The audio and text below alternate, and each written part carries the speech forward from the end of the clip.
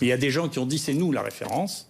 Et il n'y a que nous qui pouvons le faire. Moi, on m'a même dit au début que je ne pouvais pas faire des diagnostics de coronavirus, c'est qu'à moi. Donc c'est les mêmes PCR, c'est les mêmes trucs, on les choisit, et puis voilà.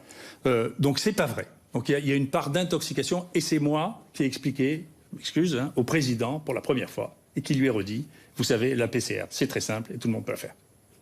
Et donc, pendant tout ce temps, on n'a pas dit la vérité. C'est un examen extrêmement simple, banal, tout le monde est capable de le faire. Ça peut être fait dans les labos privés. Nous, on a reçu des courriers, on a profité, on était les seuls à en profiter, des vétérinaires qui nous ont dit on a tous les réactifs pour vous, si vous voulez, on vous les met à disposition, on vous les donne. Ils nous ont donné, hein. On les a fait nous-mêmes, les tests. Ils nous ont donné de quoi les faire. Donc il y avait de quoi faire, c'est pas des choses très compliquées. Et c'était indispensable de le faire parce qu'on ne connaissait pas la maladie. Donc on ne pouvait pas cerner, à partir du moment où le test n'était pas fait, on ne pouvait pas étudier la maladie. Et quand tout ce que l'on a déduit sur la maladie, on l'a déduit à partir de la grippe, et c'était pas vrai. Par exemple, une des grandes erreurs considérables que l'on connaît maintenant, c'est que l'essoufflement, la dyspnée, est un très très mauvais signe de cette maladie. En réalité, quand vous commencez à aller mal dans la grippe, que vous commencez à devenir insuffisant respiratoire, vous êtes essoufflé parce que vous n'avez pas beaucoup d'oxygène et parce que vous avez beaucoup de dioxyde de carbone, de gaz carbonique. Et c'est pour ça que vous commencez à être essoufflé.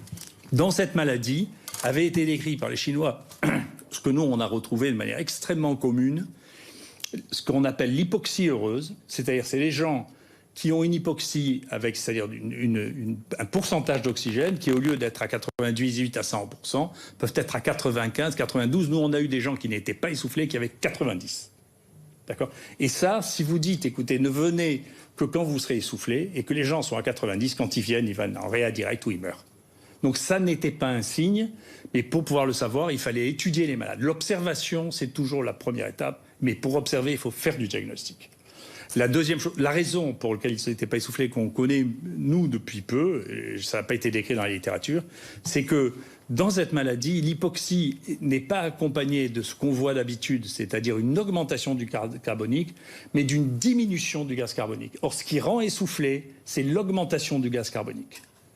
Et cette diminution du gaz carbonique associée à une diminution de l'oxygène, c'était connu que dans une seule maladie, pas dans la grippe, c'était connu dans l'embolie pulmonaire. Et dans cette maladie, on a découvert au fur et à mesure qu'il y avait plein de petites embolies pulmonaires, et c'est peut-être la raison pour laquelle cette hypoxie est très atypique.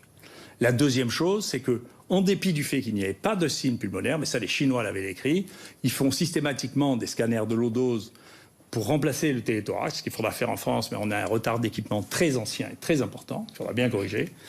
Eh bien, il y a 65% des gens qui n'ont pas de signes respiratoires qui ont des lésions au scanner. Et parmi ces lésions, il y en a 11% qui ont des lésions sévères et qui sont maintenant des gens chez qui on retrouve des séquelles, en particulier des fibroses pulmonaires. Donc cette phase d'observation dont on s'est privé en se privant du diagnostic a été un point clé. L'observation de tout, c'est ça. Et tout était bizarre dans cette maladie, mais il fallait l'étudier, y compris pour comprendre le traitement. C'est-à-dire que la maladie, au départ, c'est le virus. Et puis ça devient une association virus-réponse immunitaire.